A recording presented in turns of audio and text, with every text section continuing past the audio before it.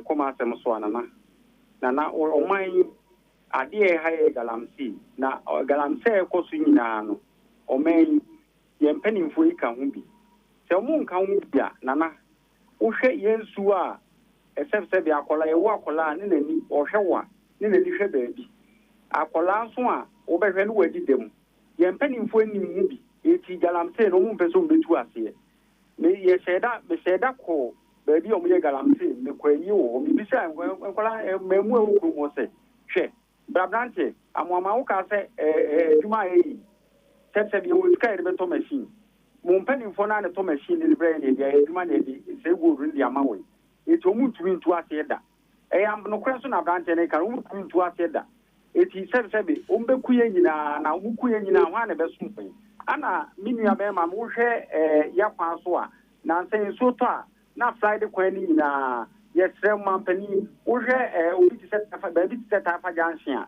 yesre wo mo bani nkon na se bridge bi no mbe se kota bi no mbe ne kese ti sala jodi amezo ye twema wo fi train no egu eti se ya hwe kwan ni anwe ya anye bridge kese bi ama amezo ya nkwa wa hwe adakro ebia na asemasi bi e pesa ni twa kwan esi ubere na abeko matemeda se amwama e sport MKB e wa denta KB machine ya ino na ho ye de na ho de anka ye de nyame ase KB enko yo me pa cho mi wonu mi nu tinti ade di kai me sew eye galamsey sem de maka na me hu se bibifo ye da because he need me de sa na madwene kire me awrebu na ani vu se ye wo leaders fere adodanko akufu adope so say your punishment Professor Kwabra from Pomboati and Kuyasia ye de kire no Nyankopon betwe aso say cabinet wo no ayi paper de akire mo se mpanimfo de ekoso nie abrante ya sa paper nkofo agura forest say forest no say me pass law bia wo kam mo sin na na ewiase a ye so appreciate for kwachi no Nyankopon be punish ye no kra ye nkenti e na abeduru ne abai no nyese ko ntimi wonim pa no aheda yeso nkofo yebi wo mo yebia na fe yesi ano en wo mo ye na ekọ ne ebe kenkensem kire eziaga me say media magnet kire me say di betuase because abranti as mo okay your kasa is here no kire ukọ ba enkwala wo mo ani ye be woro ne nsaba aku ni woni ade eni pewu amra ebukum nipa anani ya mpanimfo se ye de helicopter ekwa ye garabse se bia ye ekọ ne biewu wo mo mu na se ye de helicopter de na wiem mi ama soja for 50 meters wo bia wo ye bia mo modu tua mo de bi enipa be wuo die na ya ka kire ne nipa be wuo na sabe bia sa e mo wa na ewu no wo bu de mo nyenipa e na ye ti ho we betina ho a bibini this a broni IMF for ban wa betira say you say anza no wa ye awire wo andi wo de to so bi na ya kese mesro MPP penimfo na bu so mo mame say ye wo man who's at the man yes ya kote aho committee will be kasa discipline ye de betwina so ye de be ye dey krokro de job and na fi wo mo ye kire ye e de enti na o se ba na sa say obi ti say Joe Wise ye ni MPP for most we have the men no declare intention say committee I didn't hear on election me wa kire ni baby owo owura eye adokofo one kire baby owo nti yes say one na enkoche committee obi eni wasemka no obi kire baby owo na asa man position wa bra you have the men na asia ni say nipa bebre wo party obi a wo declare intention one na asa akofa no committee chairman omi enka no kure na mo dia mo si yankambom eye pare yo na din kabom ba enkabomu nyu enda baby no obi akochekire wo mi obi yonku no obi na mo mu made no pare yo ye adwuma ye wie otu si defeat no etu oba no de no ho abeka ho oba beboa me aye bibia e ha no na wo ye tintim ne nsa no wie a wo so ate no ho a na akoye problem ebi na mo de ya alagire manten tai na mo nyai Kofi me da se abacha e okuma se abacha machin akunta wofa na serio beti unkate papa Ova me sheho eja. Me sheho. We are permit ya gana funyira na ya magana funyira zo ma o mu se ti se die be bia koduru no akaye de nyame ane ana me pacho se ama sama kwa no ye ne dai dia end de nyame because me who contractor on fa ni panya hwe te se marapo mada me who bi da e o mi wiase akwa na se o de Ghana for ye bait se o ma ye ho kire ne etiemu na abaya pesika kakrama no sa na em sa akwa no o mu Ghana for bako sa contractor no ne ave kwa nipa nam so ye ka hawe a em se anase autostrada em se Ghana for mpeni for ya o monti ase ana ye ka autostrada na se hawe a nana me so frɛ nyina mu bankɔkɔ no wo de busa VIP drivers se kwa na se tutu utanye kwa na obi kodoje port wa wa me o de akosi aka ya mpani fo o monire ho kakra o na de say no o ma no ye abaja ya nana and then last week Friday yes na me ko Kumasi nana ya jaja ka o bankɔkɔ no ultra to no a enye ngoko wafa ya mi di traffic sufri osino saa kotwa mu onkoko enokre omo kono omo banyina ei nana ya na ade a medweno ho say former president Kofo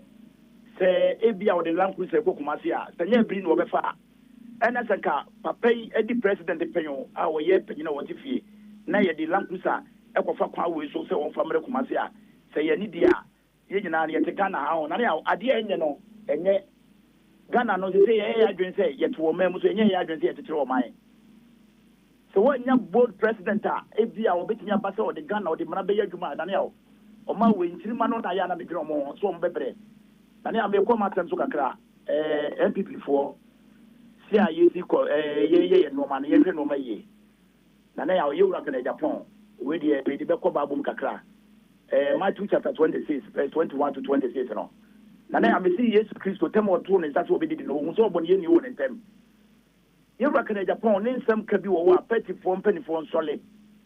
Che, Alan, more your proper check in Japan. You Alan, more your proper check in Japan. Che, Unoma, we na mesre MPP delegate. Now they have made to me my woman, no.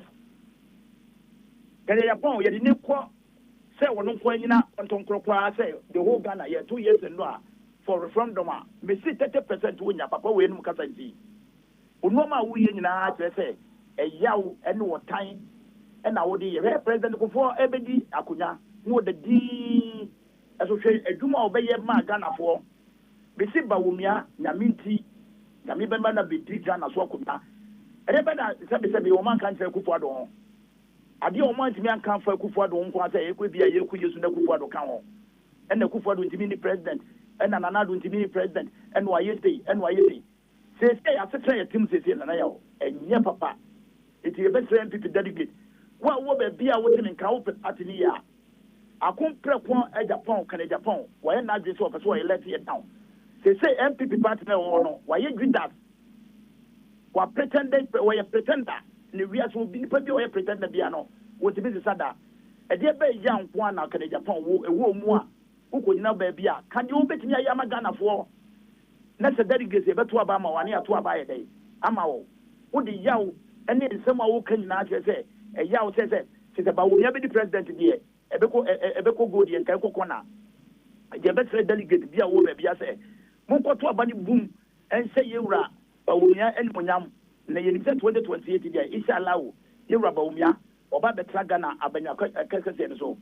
Nane au Kakra Mesa can be, say, O Mano, okay.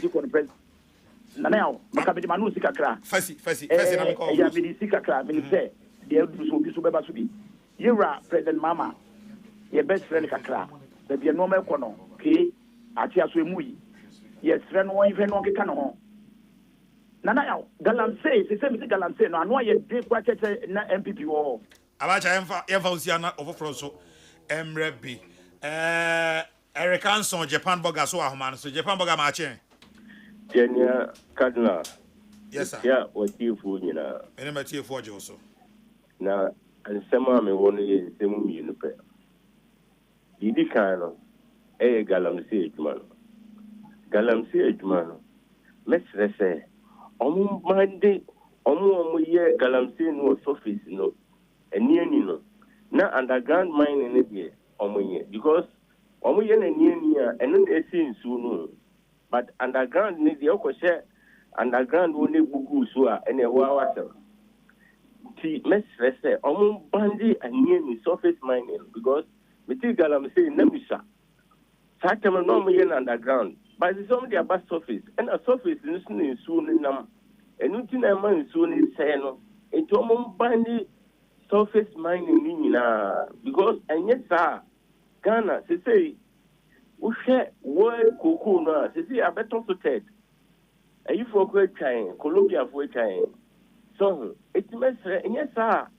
Ebe my problem, any my the farmer no nina, or maybe planting because of chemicals now, and in them in soon and nina, a cocoa a dianina, and also coma and more war in room nina, ukori abuabia, and little bit poison. It must a surface mining, I don't know, no underground mining, no underground mining. That's it. The Pambo guy, that's about Dr. Newman, Ewo Tema. Dr. Newman, Marche. Mina, there was a papa of Benchao, Smith was who push out in the power. And the man answered the monkey soon as I was Sanya Sami of the Manapa de Manuati, Government. Every day, Dr. Mamuno, and now big Ghana Francis from the trade. I mean, to Alcosi, not to Bodu.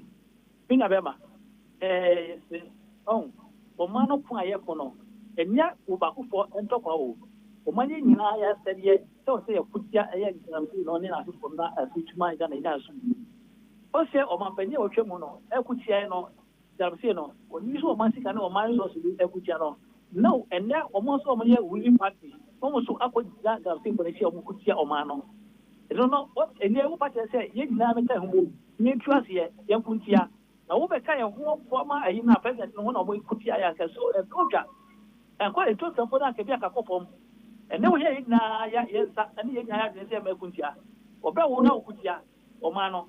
If you saw Mano say, okay, or check, that's only I had the power. One of one and that's a position, you know. Now they'll buy young former president, a but two food Japan, and also this is not true for. But I said, they're looking at it for a year. Robert Peter to pay for, and then over Mama Yasunia, she attacks so much everywhere as well. And I suppose to live at the year of Monsandiaba. But I said, who by a soul catch us Obama or Mana, I wish you to buy a water. Who fed Mamma Yasua, so I saw that to do so. And no one to my to the Antony. And then Tomato, I would have been a cocoa with that bread. What do you know? I didn't tell us about that. Or my with the day, what was why I never would the day. I'm still go for the truth. It's good to be now doing this, so I don't know what you know. It's about, as I say, a 12 channel. Ebisa for France so. Mami ajo amache. Yeah, ya munyina. Na feel se bota.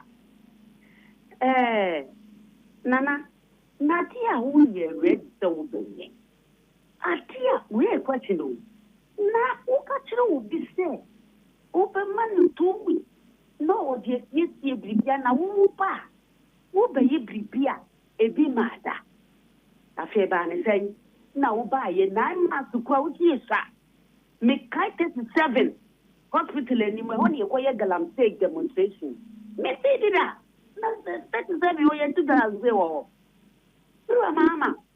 9 months no kura Ghana ko ye mo emre. Ye mo emre dodo. Because 9 months e wadodo because na na wa prepare. Na say na wo che Ghana bobo. Say wo ba galamsey no wo be twaso. And then when you for according to a Ukraine, say, oh, buy Ukraine, I didn't some. I call sorrow. It's a mirror, Mamma, yet I can't tell mirror.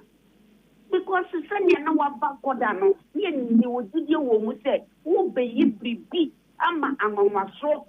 I, the senior brother, yes, Christo, you won't know. Not a ye walk to share baby or that, near go ye not baby or that. Mirror, Mamma. Maybe tao on Yakupon or so, and all saying, it is somewhere yet, and somewhere yet saying it's clean, neither than him. Now, better someone said, Democrat, or the war of years. Now, custom and some said Democrat, A piampa. Master P, Ewo, Cove Town. Master P, marching. Yes, sir. Only my last call about tell, mammy. so my question is any contribution kakra ana best recommending this woman the campaign message the pan or kind na man for the so to abama no she no on your mind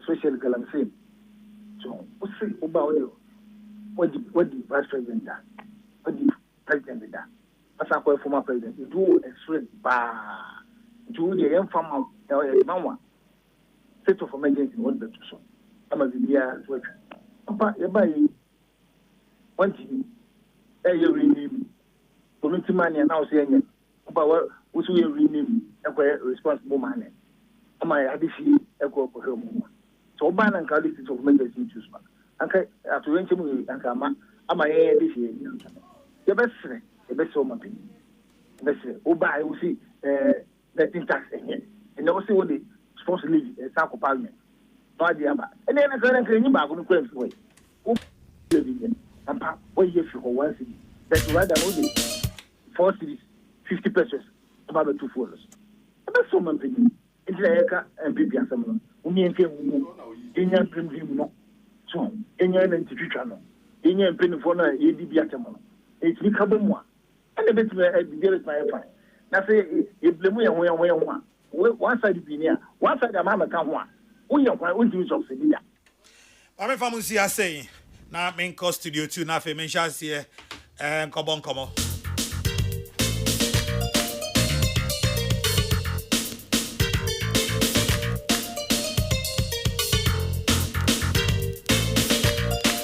Mebacha Professor B wa University of Ghana. Your friend or Professor Edumenu. Pacha onim na kacha ne seme manachen. Professor Edumenu. Akwabe. Prof. It was a pleasure meeting you. Oh, we a good man. Remember what it? They see I'm a free professor Safo office, not my bar office. Me free office, not me call a Dr. Akusi Ajimai. Not me call Professor Annabella. Hey, rather me walk. Me walk coaches baby kwa. So Professor Edumenu, University of Ghana, Legon. Have a blessed weekend. Perifo studio bi anopai me hunu miensa obaba ko mema mienu Mauzi morning Mauzi morning stop it now what here any sorry where obeko Aluta continua. Victoria Aseta. You are my brother. Brothers for life. For life. That is it. Me na nanu se srewe nya. Ye de nyame ase. Se eneso atoyen. Na ye tinkwamu yi na nidaso ho ma ye se de tibia no ye be pre akonkoden ama yidi abama yene adasa yede nyame ase womo a etie yesu nyina so yishira womo amen Rasman Honorable Rasman Come now. Yes, honorable. Minia energy committee ye call a kakra or north. Na if it tamalini e besen ye babuyi ne e fa tampo. Me who can tampo I'm say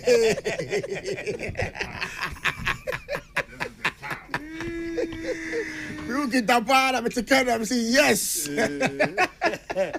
Kabila Kromuni. This is the town. In fact, the first time I make a hold on, it's me who can upon. I'm saying, hey, Kabila Titi, na then me can see na so ko yo hu ya of course. In fact, center of Ghana. Yes, so free now from my far kwan bi so ayekobui. Okay, move for Nulongro kwan. Na terrible. Terrible. For like baako na munchen. And also call you old Longoro. Yes. Terrible. And then we are me who yeah. It's the dia kabila parliament ya na mwaka bia mai. Me amako it's ne besre omo ka bia ebemu no. Yesre omo so omo it's a beautiful area because the waterfall. I saw it on the road. There were 4 of them. Kabila nie. Only be 2 side here. Mama coming to you. Honorable Katras. Kikaviko. Oh, and maybe what if I manage. But now would him say Brana Nanado in the idea of 1D 1F. Asamba kwa mekane say Kintampo wenchi atebubu and kranza tichima nenke betima ye a chain of industries a be mane fruit mango especially production sa areas it me bana buswa ma agu say entinke betima ye baby a ye be manufacture sa fruits nko a ye be process ni aye baby a factory no de bottles ne anu ne yeye wo hono ne aye ba bi a e bia we packaging enti in an enclave of about 4 or 3 districts no the cashew nkransa for be wo cashew wa wie enti nanka ahono akwan no wodi tutum yi a masa nipa bebra betna nkran nka railway systems ne dia fam even beyond cashew no kra na mango ne ne ma wo kan kra no sa enclave wan kasa watermelon.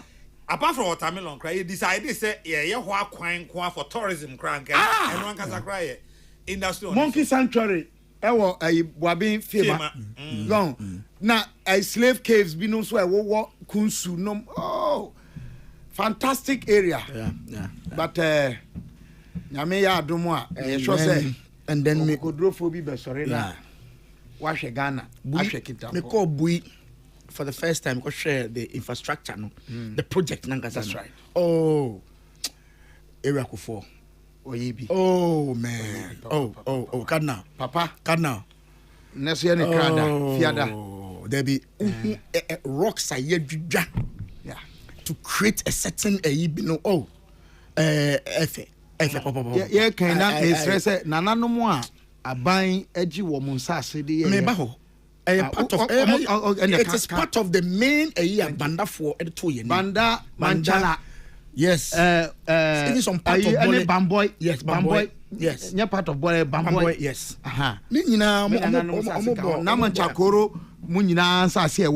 In fact, as a committee, the next budget hearing, any line item to pay them for compensation.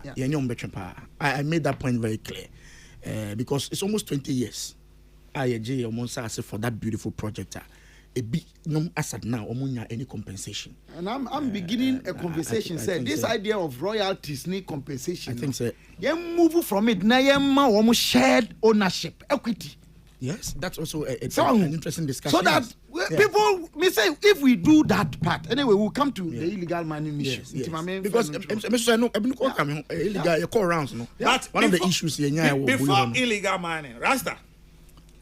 Ashanti MPs, and Mona Mokai in a meeting, and I got the team be said, Mom pe flyovers, Namope inner city roads. You know, Openi, to be very, very frank with you, but for the respect I'm woman, I wouldn't want to comment on this issue because on our own platforms, in Komobia Koso, me who say apology be if we be aba to the caucus. Into once Obiagia to say said your car no. Another opportunity I think sometimes you understand and then you move on. But me I can tell you say minko meeting bia you could discuss it about your routes say yempe flyovers. Manyanto was also into assess where tie minia gabi so tape no. And it seems to me say he was responding to a particular MP or see MPB and a cancer chain. If that is the case, Abiana his generalization say no Ashanti MPs in your air cano is quite wrong. It not make us say once on our platform, so there's been some discussion behind the scenes. Me feel say but I can tell you in all honesty, say Ashanti MPs in Shia, Aminia Penny Gabi Timua, the discussion has gone say flyovers. Say be about caucus leadership. Oh, and America say caucus leadership yana. In some way caucus in FM PSA. But they make my can say in Komobia Koso. Same way no. Said ye assembly P you know. Me short on hindsight no. Many opinion ka obe kon different style. All right. Different style, yeah. Okay. This one says happy birthday to Seer Prophet William Braham. May the Lord Almighty increase you in wisdom and knowledge. From Miss Theresa Adiepena and the entire members, wishing you, Seer Prophet William Braham, a glorious birthday. And to Matilda Omare Safwa of Aguna Nyakrum, see you, Umar Cosmetics. Happy birthday from your mom, Yakrantma, and the entire family. Wishing you love and best as you celebrate your birthday today. And from 7 bar 4, Nyakrum King Kong, wishing you the best. Honorable, me person know if you see anope. Galamsey and matters are right. And then me do how can say Galamsey as they become. I said to myself, say me try as much as possible not to be responding to from the NDC because I'm respond there. It be another discussion, no. The usual discussion here, blaming ourselves. But maybe I do, and I think say a solution here. A quite fast one. You need to solve the problem. And because I responded to in some way you can proud to the elections. Said you na don't go kufuado.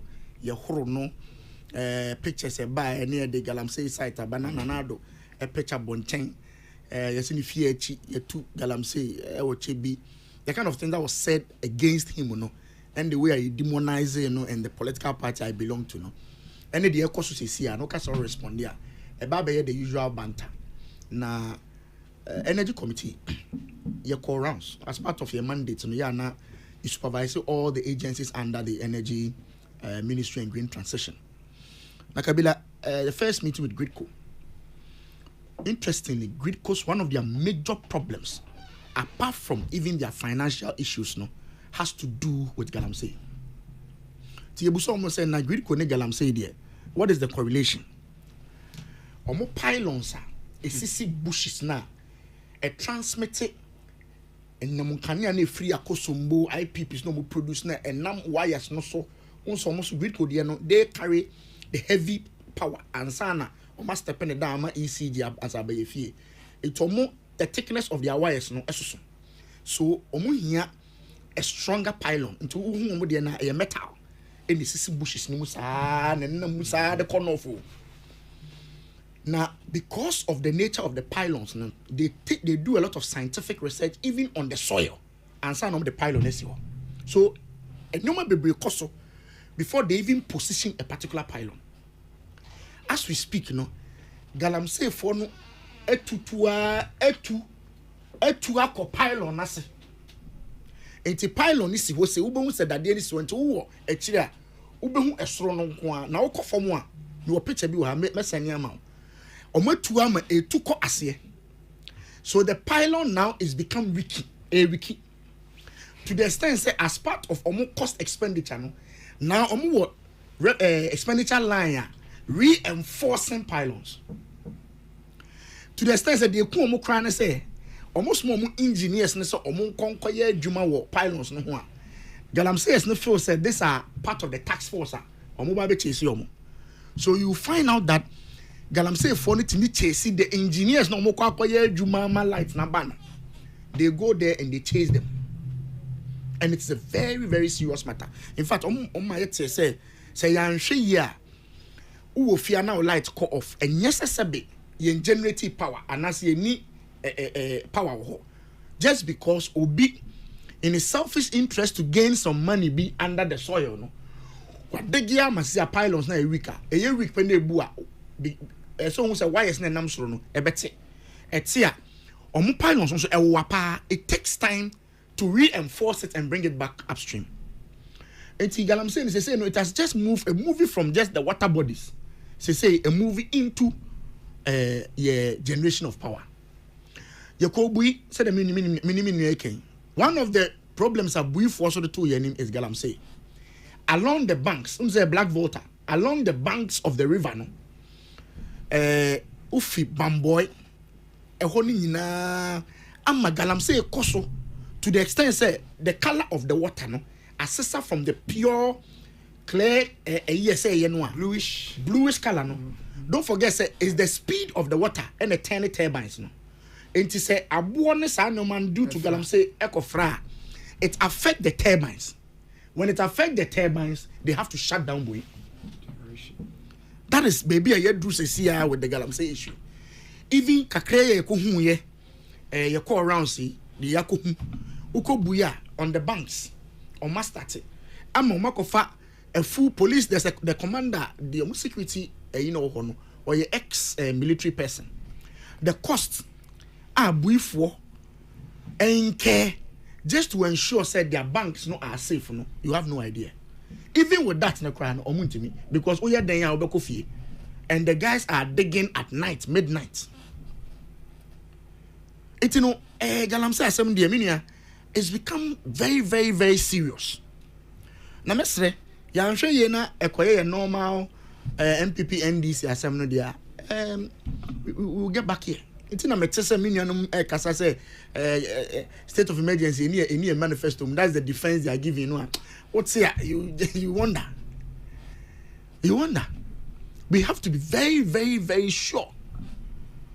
Because I'm sure where it is going to now. They say all the scientists are telling us say the stability level has even gone far, far higher than just in 2024.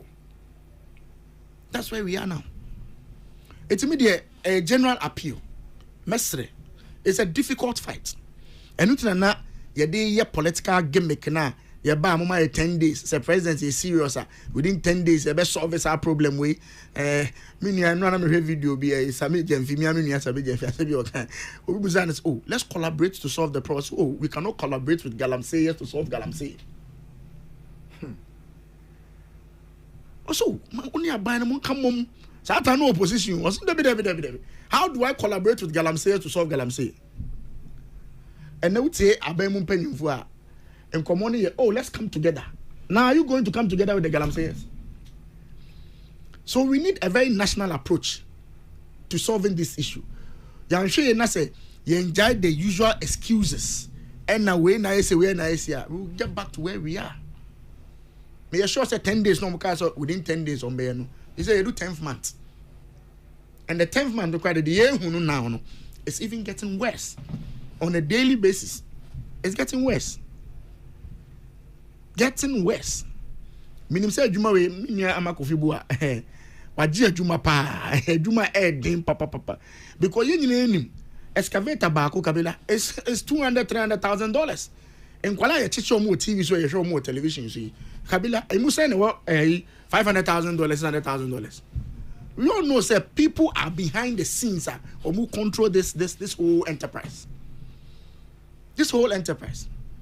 I feel my president was or training on national security. I'm an advice whether it's state of emergency and answer my uncle. National security so it includes Okujeta Blakwa, who's the foreign affairs minister, who has already told us say state of emergency. So me who advice from Mr. President because those part of the National Security Council have already given the advice that they've made their point. The current lands minister okay be Miami Senior Vanda Haruna okay be Ablakwa okay be Sam George Kwado say 10 days if the president is serious. So you say I'm going to do 10 months. Meaning say Mr. Excellent John Dramani Mahama whether he's serious or not, based on the analogy of Mr. Sam George. It's no mesre. Media they be America as an opposition party. Our job is to criticize. But be beyond politics. We are prepared to assist Abino in any way that we can to ensure say we are creeping into a system. No, then find a way to solve it. We chair a local government committee, a whole DC on national television, confirming to the chairperson of the committee say, you say video be now chasing Galamsey for boss. Oh, the constituency chairman. He was bold to say it. Say my constituency chairman. And how do you solve it? If you constituency chairman, he's trying to tell you say Adia must say no, and MPP assembly. She said they can say MPP for na. Because as we know, the Attorney General has referred 2 key national executive members of the NDC to Iyoko for investigation. See, can you say your politicization? Sa me kaya kufa do bane mining for 2 years. Kabila, all our waters stand beautiful. Hey, and you start here. Even some of my own political party, you're born a cheat. I have to be truthful. Yeah, because young for the people and say, Massa, the who here the Kotwaba. No, you're careful. Pressure ban so sa. If you actually didn't see it. It's a big issue, but the Amima within this short period that even the energy committee you call around, I'm saying, not just our waters. In the Munkanian some cross we affected. Mate, Mamen Kabila Homra, but Mamen Fanto at you for him say as I say Agbesi Nuchu, our member of NDC's communication team, Obeka one of pay na yedin komotie gusu hwe na nim say Agbesi Nuchu Ababeka ehon na yabon komo say sia de honorable Collins Admakon Mensa Okasa CCA Fijakwa Abre North MP ono ena ewa ha one James Kwabena Bonfe Junior PhD omo na wa say or executive director right of Youth and Disability International and osan eye church former pa ewo UPSA aluta continua osan emi nua bem Victoria Aseta Kadna ara na ye nyina ehye white nyame konkron no ye say ye nyina ye nimba bia ye be kwa after here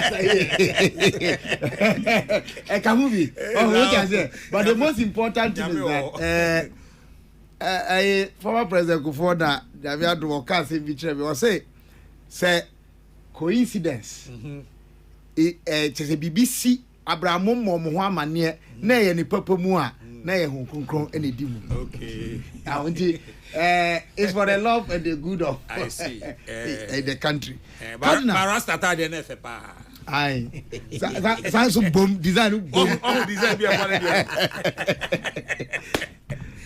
eza ini bia o galamse ni bia o Nansen Kadna yes Kabila also Aseta no me kana asa wo fom kakra ye ya je onokwa oh na ya nhwe ni yi a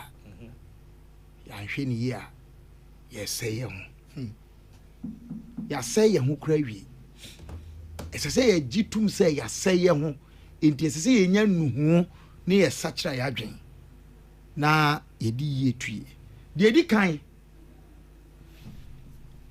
edin ye kan ho asema de ye kan ho asemi eye illegal mining kwan boni a ye fasu etu agudie e de say ye ho say asase say ye nsu say ye mframa say ye nipadua say ye sikasam say ye mamra ne amane say ye nhihye e bo oman ka egu ye hufi ye honhom sam kra kofom spiritually we are destroying ourselves na dia ni dia say ye different no ya dane no ma ka oka galamsey a eyetie watwam gather them and sell at the frontier ye ana akoye se ne wan ka galamsey no bia na che se enye din no na wo bo no is it's a manifestation or a symptom of the problem we are dealing with from one good year to no boni minua adokro yen to the extent say jemu bia emetodwa ye kase ye tusu sapa ye national budget be collapse ye police force yes military force yes ye ka omu nyina gum ration ni ade ye de be ma wonom se wom kobo ban enhwe se bi nyamra nsam a ye no ye twa no a me ka kiro ye budget parliament ebe shi 2 ye nunu ye ho daadaa ye ho se efamu agudie na ya nya no wokwan bone so no de ye dia ye no ena ama ye sikase magina na ama osikasem agina sikasem agina edi unya wofa bi so na sebi wo yo ho adanko daadade Robin Peter to pay Paul obeye dan na wo ka no swatida de yetim no mampani mama eya na misuma no aden na ne huso me mobo. Oh, sir. Oh, yes. I pity him and I sympathize. Look. Na say ne kasa wo kan nyina kire say o pese otu ade no so sa. Na de na ama ne ho aye moboi. Ensemo ana o ka bra na o pretumi a kwabran be time of fidie so a. Ka say mampani a watwam ko. Sabre no mampani dada. Ebetimi aba nyame anwanwa asem so obetimi aba abedi oman no so biom na nso so wo kasa ma ne tra so a wa no asem yi edu be kwa kwhye dotom. Your words will trap you, they will imprison you. Have they? Cardinal me kan yan kasa be a prophet of doom. Ye betiyo na so di anka me de hye no prakope kadna asem a wo mu nyina ne say I had issues with President Nana Akufo-Addo approach to it. Okay. Me kaye All the issue. Kwaya ne efa so etu kwaya akwambone efa so di tu akwambone no ayi sa dwuma de yetu so san yen involve nipa na wo mudi mu pa no ba ko ene se ye ka illegal man na semo a eya na akoye ye say small scale any ankran. The big mining companies in this country are not innocent. And many member of parliament mo committee no don't ignore or isolate the chamber of mines. The big mining companies problem na this idea we want e be legacy issues. Sasai. Legacy issues say mfie bebre a yesi yetu famu agudie big mining companies me pesa mebo bia din no bia koka say me probiase mana me pe obiase. And I also be do stage bia me conflicted because I served on a mining company's board for a period at least 2 years. The issue is that mining companies no awon ba che organa pa no ofa bibiani ofa oboase ofa takwa Kenya ase that say be crowd there aya ne enka bolganum de no some of them have been there now what they aba a free one side what mo so eba bole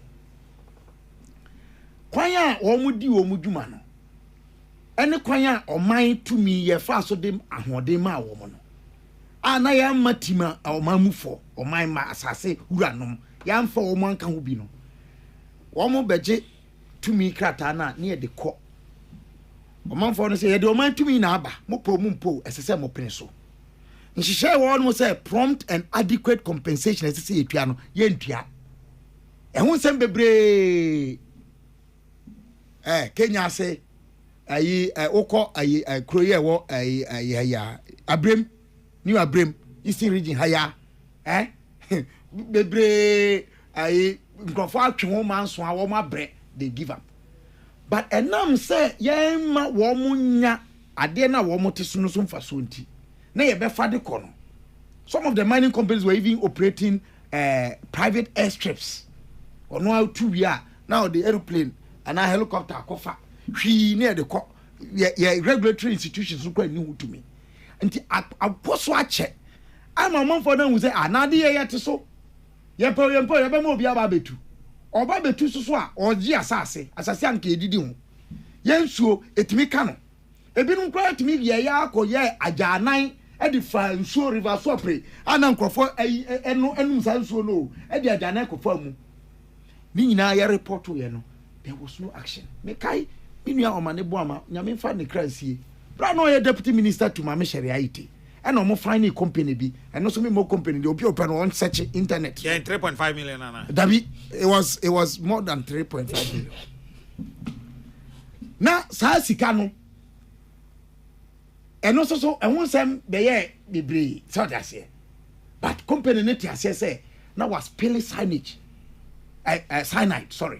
into river Asopri Emma fishes from near it's online we can easily search it but they all can also and also buy ni na mu no cardinal me kan ko si said your mine no ya manage big mining companies any regulatory framework no ama omanfo enia ni da so bi say won benya justice enti kwambe na yeso be fa so na de na be ma obi akoton ni kokofuo ana so de ni kokofuo say yemfa nkoto efamu akudie because onim say oto no ane abeka say wasase no kra yahu ayitumi wo munti gold wo munti oman e de ama and the constitution allows it going forward no solution ameme can say yen change the legal regime on mining sadia na ye say yehu gold are 100% belonging to the state no yen twam asasi wura nom they should be given a share into mine no use the imperial power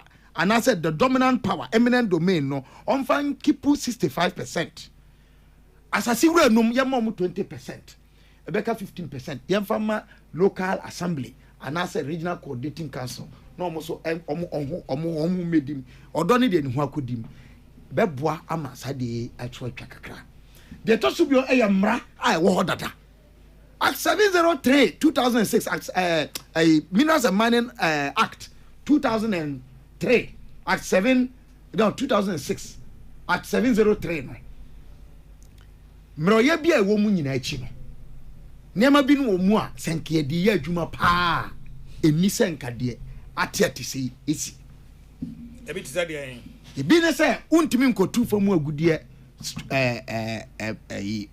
namonto do bi ai bensu elisa okotu famu agudie e wo kwaye mu den na be ma yetimi adane ye ho akase ye de kwaye na no anya na nsen ye de yo ye de forest reserves ajinwa bipo forest reserve eastern region ye de ama mining company bi da ma forest reserve ana babia ye sie nananom kra ban mu e hye ho no ye kaya yantie enti yensan ko ye chi titi atempon no ne enkohwe de nananom ye ya enunti ebinum kra fi amanone ba yo mbehua hu yam ka se sei na mo ya mo hyehye ene na me obo ade hyehye enam ne kwamu de to so miensa eye nananom hemfo no cardinal me kana me to sabi aka se enye nananom hemfo nyina ehemfo a omo ya nananom anamusifo a omanfo agi omutum enya omo de gazette ene di hene esem na me kan gazette enye obi ohene obi a ye de amamra ene nhyehyeye kwan so ama na bedi hene na prince so one ne manfo di nsawoso edi nkita ho echiemu edwene pa ema oman no yemfa omunka ho bi na ye de omunka ho bi no womo a eye local political authorities say unit committee ni assembly members honorable member of parliament we are aware say modwuma say be koso ye pa ss mo ne unit committee ni assembly members mo nkita hodie no ekoso ye by your structure no assembly member yes we are members but since you are as a member wonderful so you appreciate what I'm making say ya yetiwe kra no wo as member of parliament no oh yeah member of the assembly yes. Only that only casting vote yes. and voting right yes a member of the assembly yema wo musum for wo mu adwen kiremra the third or the fourth or fifth leg me de beka ho the faith community ya sofo any imams ni malams and also so me kana me to se bia ka se enya sofo bia enya malam imam bia wo mo de trust him nyame asem that said the Lord omo yemfa omo meka ho bi na me kan sa na me to am sorry no the ministry of the gospel is to go beyond the pulpit and get into the public. That's what Christ did. That's what the Holy Prophet Muhammad sallallahu alaihi wasallam, that's what he did. It do say you be crying no or kosa in the name or in defense of the faith. Enti mesre say all the various church leaderships. Me mo biadi na yakase majabi wom. A Muslimi force so ye was sex e wom. Mpani force wo mutemi anopa ya. Mfam hunyim. Na yen kase yi. Every say obia wo Ghana han at least the 2021 population housing census report yin nyina so a. About 90% of young Ghana for yenyen kramofo a ya Christopher. A Christopher about 71%, nkramofo about 19%. One way ji ya nananom di eye be se ohamu nchemu enum ana se kakra e wo from kakra. Enti so kan ebomu a ohamu nchemu aduokron be se num die yesi ye ji nyame di. Na nyame na ye ji ni di no, oye ya ahwesofo wa asase so a waka kire se de ye bia no ye bebu ho akan. Enti ne ye hu yi ne ye no ana kadna emisa ye ho e de minua Collins kan ye nyina chi no another dimension the rise of children born with disabilities at infancy. Akra bia ye be wo no se bi mmofra ye be wo wonom wo ba no wadi dem na odeba kadna Emma sabi womu awo the womb and ayi awomu enema nyame de ama wonom no eseye emema edo bnada nadia nipa nhwehwemu ayi moja ye moja ya ye womu a ye nhwehwemu a kire se enade akodi ye moja mu ene ye honam akwa mu a edi enya ye body na ankasa no eno so ko na minua adumaku Collins adumaku mensa kan sembi cardinal ma kan hada mesan sisunne o hinte and what it means is the building up of warlords in the name of mineral exploitation. Obia o tie mi ne betimi akohwe movie bia omo ye ya ne ato ne din Blood Diamond. It depicted Sierra Leone and Liberia war for the Sanko and Chastela. Thank you. Waheda. Buboba. Na hinta me so ma ye say engineers free bui na ekwa omo say omo ye task force for nto omo ni omo fe so na ya pam omo den ne be ma obi a oya nyamransem sa obenya kokoduro say oni obi a obedi ni dwuma krogen oni ni kosi akan oni ni kodi asie na wapam no ena ba ko so e bia oni hye dan course ye na seintem ye ne forest manager hwe enkawe ne potamu edi nkomo se forest na ye omo ade yes omo ko ho ana galamsey fo on gas na bo omo me da se na me ka ba ho enti power energy generators forestry commission water commission saswaf afeye yina oba police any armed forces are at risk. Say you were armed illegal miners. Heavily armed. More sophisticated. Yeah. It's only a matter of time. Cardinal, me we what mo say. Asem na ye kan ye nenes ha no. And since I saw you moving started predicting as early as 2005. Mesro mai. The moment you be one idea your friend say state of dissatisfaction. Tibia wo mu a enyo fe. Wo mpe. Wo bonyo enyo so no. The next important step and say set the objective to move out of it and walk the first step. Kabia no msio mesa basesia, msio for Kokrokoo dwumade no aso egusu a utie. Ma menka madwenkyira mode aba na kakra me sha se free mo amohwe e wo YouTube. O say Nana ya the card na good morning, God bless you. Greetings from Zurich. Okay. I just saw Dr. Kabila coming in. Please greet him for me. We thank him for his consistency on this fight against Galamsey. Sweet talking. Okay. Thompson Sechi and was say Oma Kabila Achen. Edward Yeboah says sweet talking only all the time, but nothing changed since the NDC came to power. Now, Asan Obrimpon says, with Galamsey, the people in the communities are the main culprits. Politicians and leaders in all sectors of the society also influence the sponsorship and thus menace. The fight may not be won this way. Asan Obrimpon, or do we say, by Dan says, Kadna, how long are we going to discuss Galamsey? Anyway, watching you live in Hackney, London. Okay, and Aaron Edu says, good morning, Akase, please. A fight of Galamsey continues this way, we will never end. Both parties, when in opposition, seem to have so much solution to the problems, especially Galamsey. Please, we need real solutions. Dr. Aaron Edu, UPSA. And what do we say? Edward Yeboah says, you guys, have you forgotten during Mohammed's campaign message? You have to tell lies if you want to win power, because most Ghanaians got short memories. You voted Mahama back to power, so please stop making a noise. Okay. John Kokrokoo in Tiamwa says, surface mining must be banned immediately in all forms. John Tadi. Okay, Aaron Edu we say, and our sign say, if fight against Galamsey continue this way, we will never see the end of it. And final one from Miami says, regards to you and your panelists. Okay. Yadamase mo amoshe ewo YouTube no yadamase.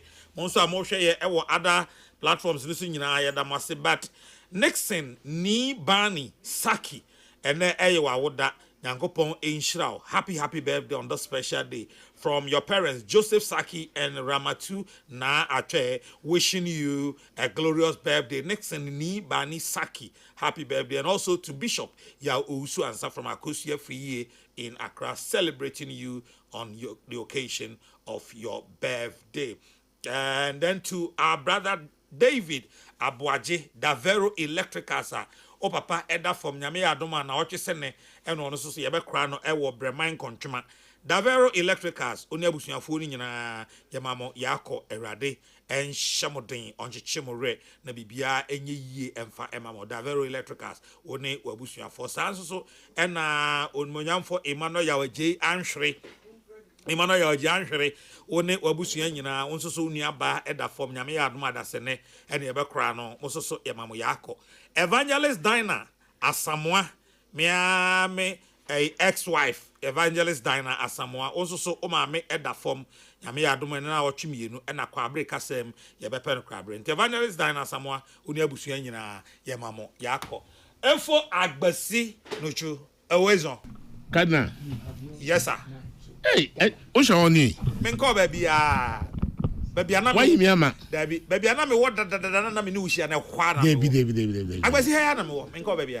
Why me ama? Me you my, why me ama? Uno aba papa do me ama. Any. Why my papa do me ama? Because me baby I'm way here animal since 2008. I had a moment called David. Bohobio. Uno aba papa do me ama. David, tie abanu. Abanu. Abani ba power no. Ghana for na dey abani ba power. Menka say David. What you say? O ma fie na o dey aba power. Menka say Ghana. Enti no ye ba be ye dey o mo pe.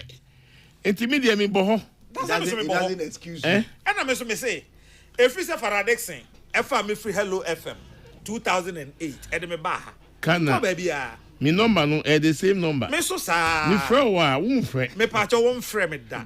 Agbazi. Ti se Kabila. Me pacho. Me number ba Kabila.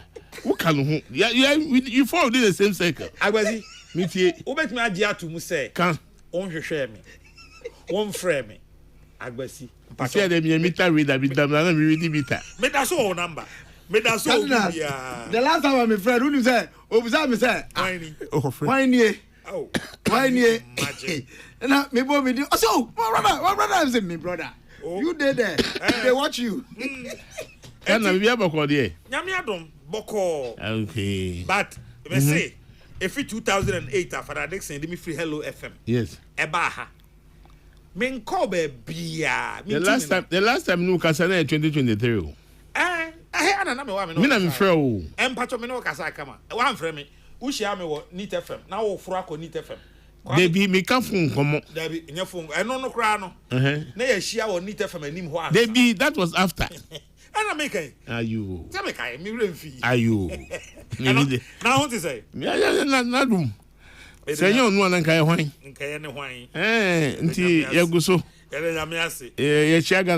Good to see you. Me watch it. Oh, very sorry to be late. There was some technicality or questions, you know. Over any day. Of course, you have no plan for a banner side. I don't want to wait, why make me a Kabila because mum the encounter. Oh, we plan a guy send me back Kabila. Kabila means having no program. Me need schedule time. Me back some about. Or banner some about the name say I see. I see. I saw honorable dear. After about seeing no. It's the Manakwaba. Now, General Galamse, no, I don't know Muntimin to here. Muntimin to us here. Now, also Galamse and to us here. Galamse, to how many minutes near your power? Because Mokachre say, the Kufuado is serious.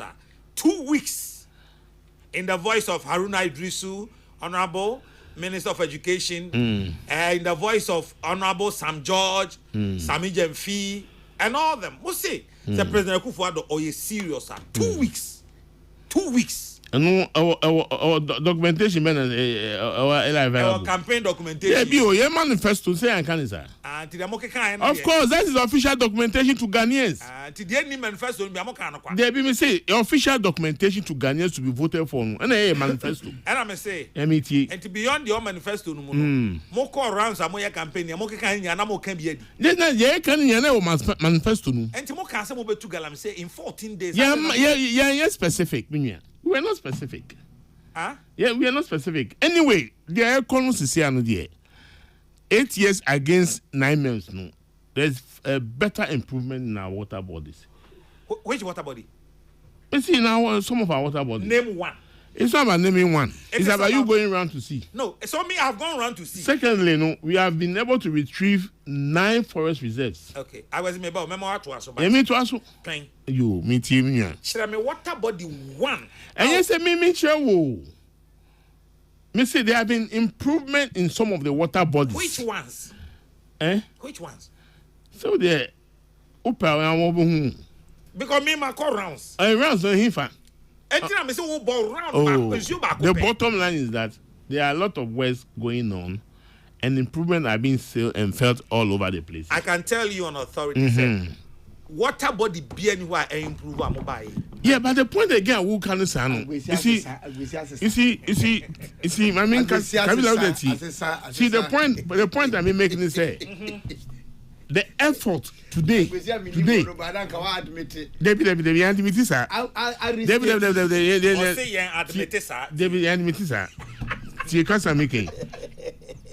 from January, ever see and there effort at Ekum after Yedi Honorable Kofi Boa at to Satan.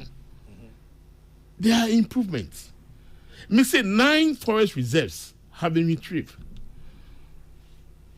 That kind of change the license of mining. No, now,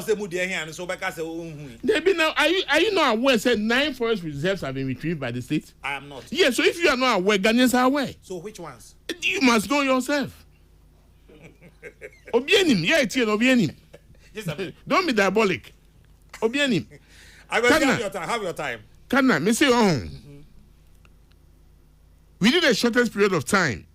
From 2000 to 2020, sorry, from 2020 to 2024, nipa mo ye ma mo license to go and mine was above description. Okay, the figure. Which is here. So reducing that number, cancelling that kind of illegality was an achievement. Moving forward, what are we talking about? We are talking about responsible mining. I am saying, say. Emaka, honorable Minushia, Mikae, Messa repeat bium.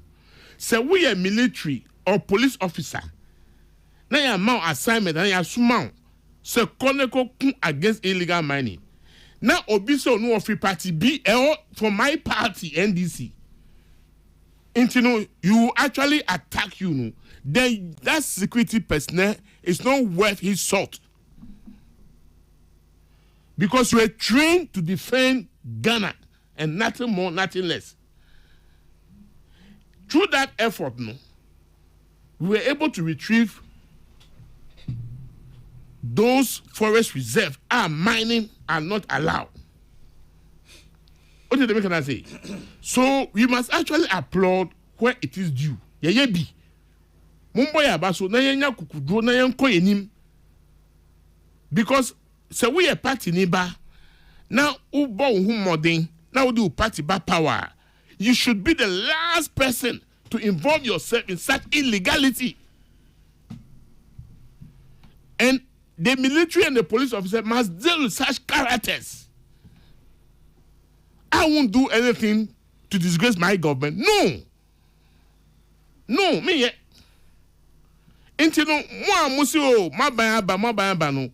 You rather should help your government to fight those kind of illegality. So won't me yet I should bow your heads in shame.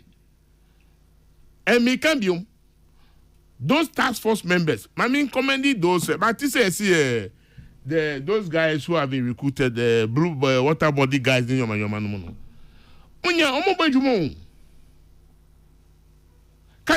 To fight this particular illegal mining issue, let me friend can say, Kabila Sienka say illegal mining, and of course it is illegal mining. They are hateful. If they want to help us to stop it, they can easily do that today. They are the custodians of the land. They are hateful. Now, are you telling me, say,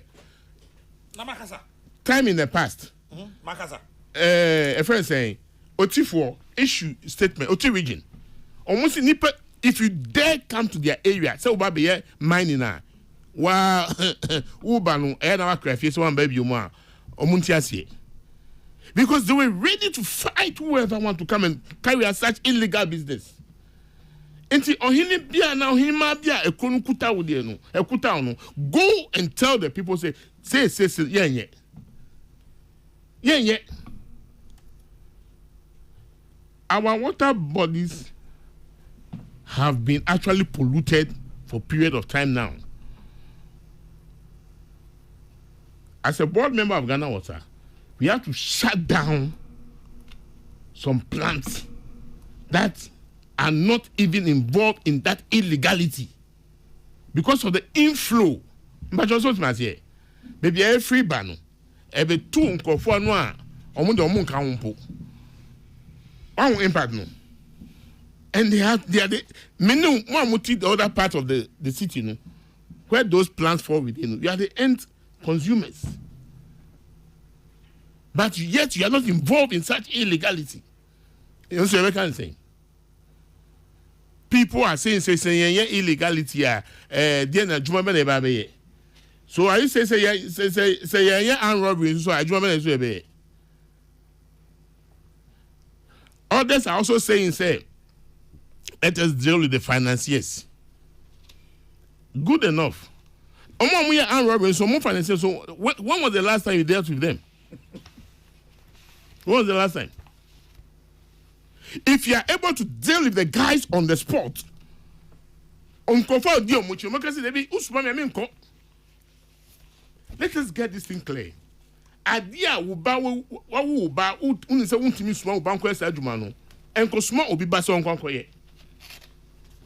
If you send me Jumebi, let me say Jumebi, and you all die, be die, Debbie. We have only one nation, and let us protect this nation of ours. You call a friend saying, Osi Morocco, you call share 5 million, no, you energy, answer. Almost share and cover this avenue, and why did he coaching place, let them basa answer. We should send such attitude towards our environment. Obian can say, don't mine. No. They say, do responsible mining.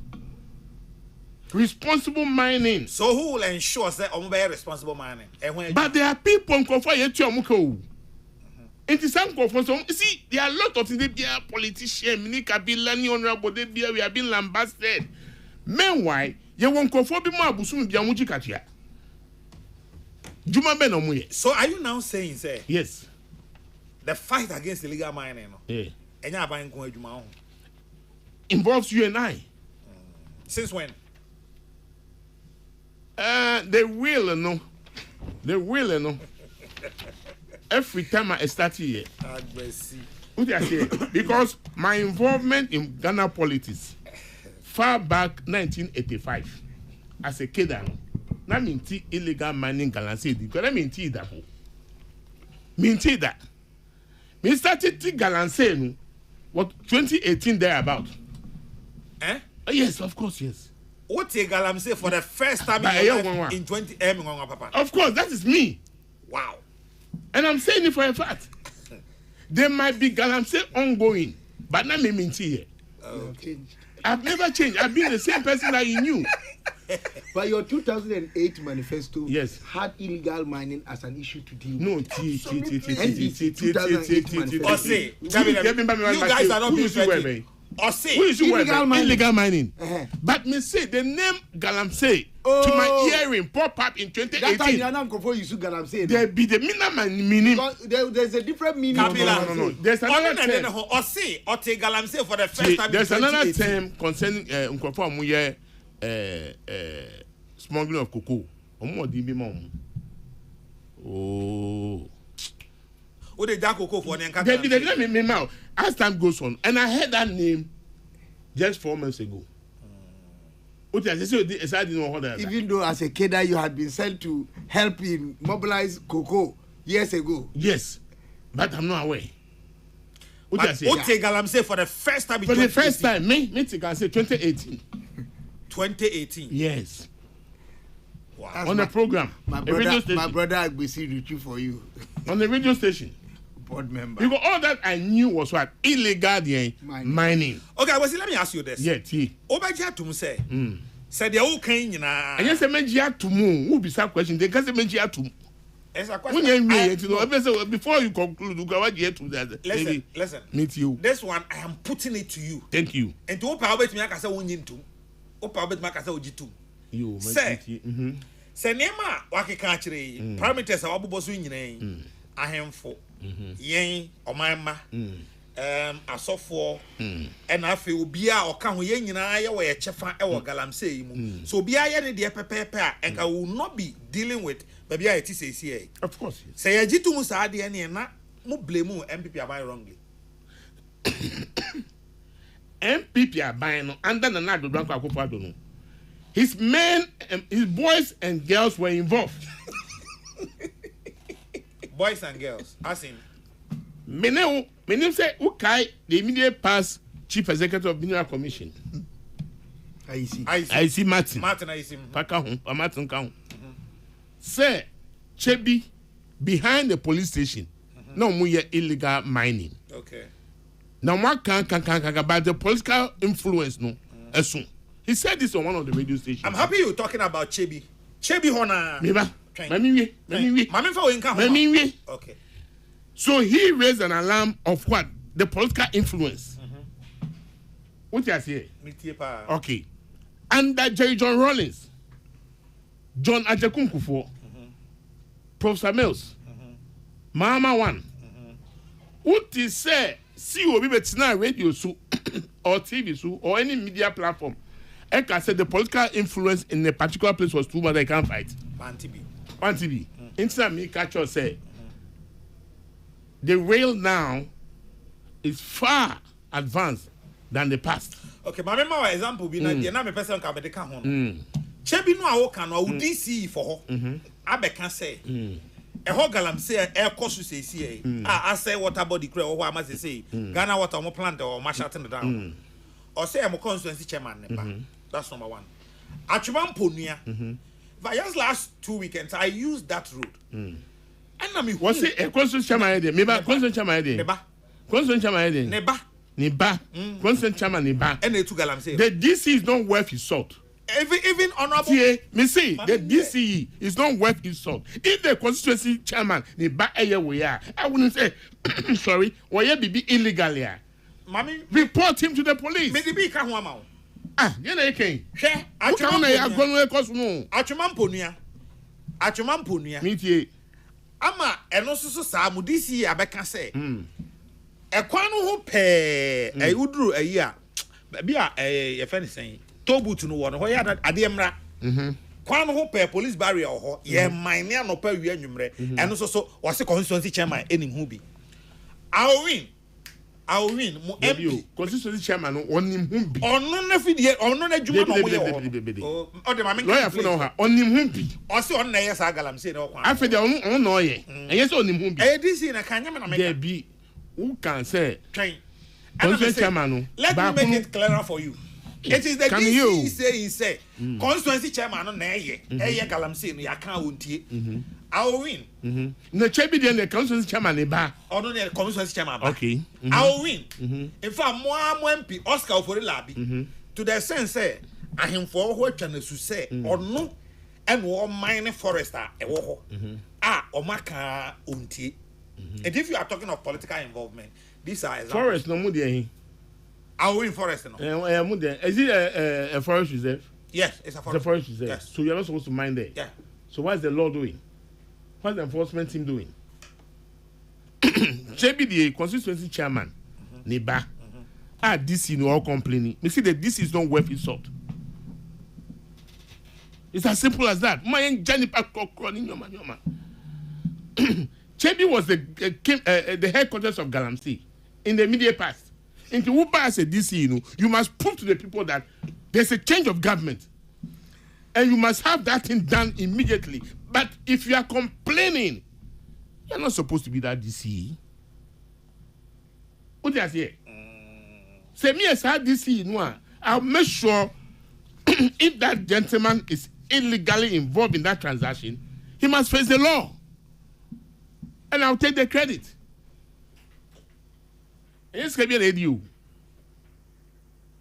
The who can say the constituency chairman involved. What is the name of the place? Ajumamponia. This is no all complaining.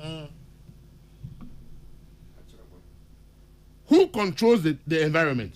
And yet this So if you cannot actually empower your constituency chairman, the president have given the power to work on his behalf in that environment, that district. On someone to me here. DMB no bet my hair. And also regional chairman be my new one here. Regional chairman. I'm sorry, MP. MP. Listen, one thing Ghana for, especially politicians, including Kabila and Honorable, Yentini clearly say. Yesterday, you had to wound to me for one day. The minister then came out. What's the name? Abu. Stated that they have not given any license, temporary or permanent, to Akuta mining to go and mine there. One year, because they were in power. The president also came out. President Akufo-Addo said, "Oh, to me, the or Kokrokoo, and then to me, ye pebela man or custody." You see, when you get the power, it's not something that you are in charge of. It will slip you off anytime. It is an MP, no, and well, yes, I'm mining, no, being legal or illegal. I have to know for now until yeah.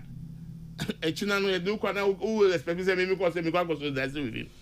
was in our Hana, you refer Yamin, any Abangama, Yoku say they are involved in Galamsey. So what's the outcome?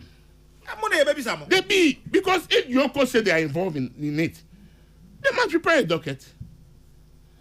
And dear, to me, dear, I am the power, not knowing the police prepared the docket long time ago at all. So he, that I don't want to run in Nam all over, flexing, and they all cool them. So if you think we are doing something today, and you have been advised, say jail, not to buy our power there. And when you do so there, me, I'll add my voice towards that punishment. What I say? Obi and Kasimo Obi and mining. No, mining has been going on for centuries before Kabila. But follow the process. Kofi Boa, Honorable, the minister, is determined to have this thing solved once and for all. But party for no man of crime. I don't know. If you know me very well, a band is Adam and Yaji. So we are party ni. Now, mammy, just me yet. Now, mammy, quiet. Me no, you ever share what 1 Of course, yes. Now, party for one saying. Me say any military personnel, neither police. Muko can't task for some. Muko's assignment no. Don't look at party colors. Look at that color named red, gold, green. Defend that nation of ours called Ghana. Forget about party colors. Election is over. Let's do the right thing. And let the people of this nation praise us for doing the right thing. Won't go selfishness into we have to fall into it? No way. No way. Being an MP, be a chairman, be a secretary, once the law says don't involve in any legality, don't involve yourself in it. Into who yes who are to me, not dachi. You can see our Bible ba. Na a chapter verses will come out.